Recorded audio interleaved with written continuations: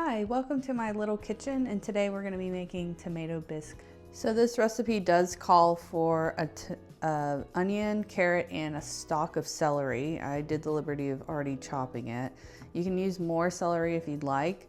I don't really like celery, so I'm just using a little bit. So first step is to peel your onion. All right, so the recipe calls for this to be finely chopped. Next step is to chop our celery. That looks good enough to me. All right, so we peeled our carrot.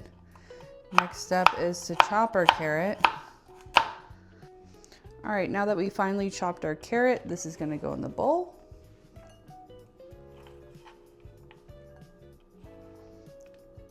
And now we're ready to start cooking. All right, so next step is to use 1/4 cup or 4 tablespoons of butter. Let that melt in your Dutch oven. You don't have to use a Dutch oven. You can use just a big pot if you wish. I'm also using unsalted butter, and it's over medium heat. So once this is done melting, then you're gonna add your carrots, celery, and onion along with your garlic. Today we're using garlic because I don't feel like chopping garlic. So the butter is melted. We're going to throw in our vegetables and cook these down until the onions are translucent.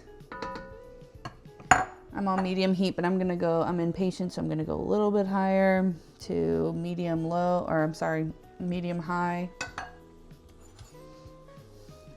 And I'm gonna do, since we're using garlic, I'm gonna do 2 teaspoons of garlic, which is about equivalent to 2 cloves of garlic. Make sure your heat's not too high or you're gonna burn your garlic, and that is not yummy. All right, so my vegetables have now browned. So next step is to add a little bit of flour. I'm using 3 tablespoons of flour. So 3 tablespoons.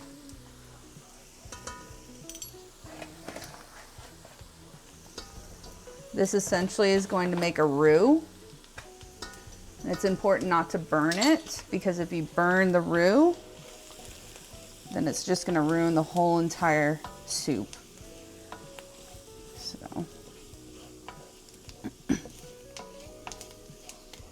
So I'm going to turn it down a little bit so I don't burn it.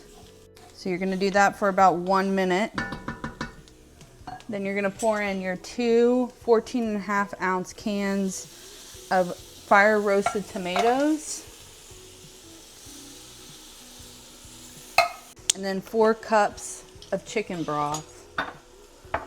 I'm using low sodium so I can control the salt in the soup.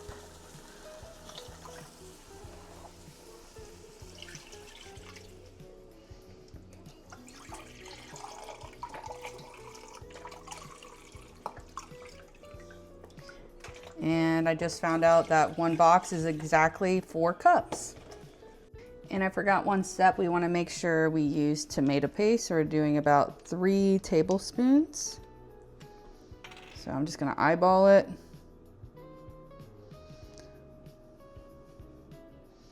And then we're going to make sure that is blended. Next step is I'm going to bring this to a boil, and then I'm going to let it simmer covered for 10 minutes. All right, so our soup is starting to boil. So we're gonna turn down the heat to a medium and then cover it for 10 minutes. Okay, so we have removed the lid and it is now done simmering with the lid on. So next step is to use our blender. I have a hand blender. Wrong side. Now when you do this, be very careful not to splash, because as you can see, this is simmering, so it's very hot.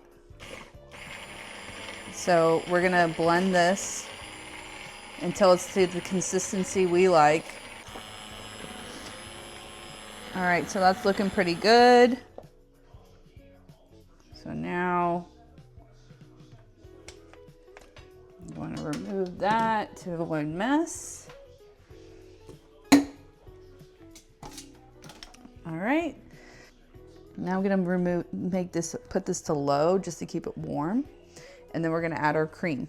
Okay, so now we're gonna use our cream. It's about 1/4 cup of cream. So I'm gonna just eyeball this. 1/4 cup. We're gonna stir it in. And then we're gonna taste it and see how much salt and pepper it needs.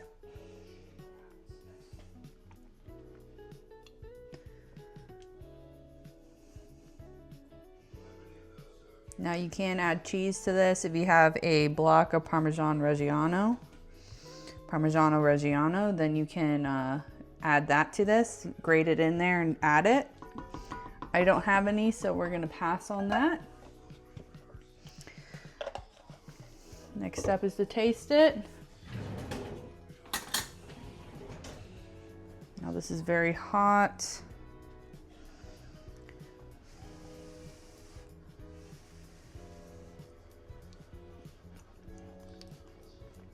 Definitely need salt. We have not added any salt to this yet.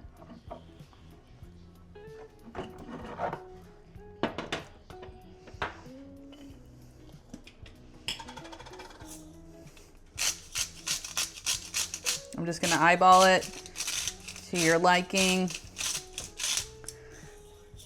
And then I'm gonna add some pepper. Again, we're just gonna eyeball it to our liking.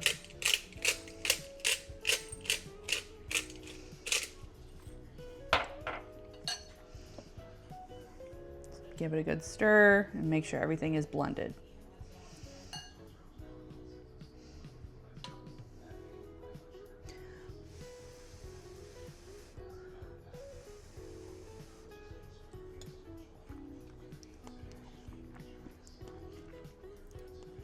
Still needs more salt.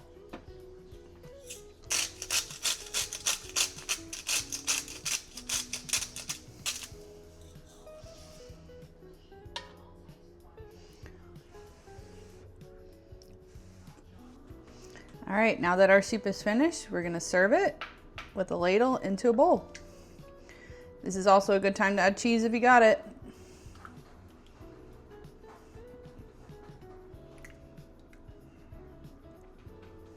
And bon appetit.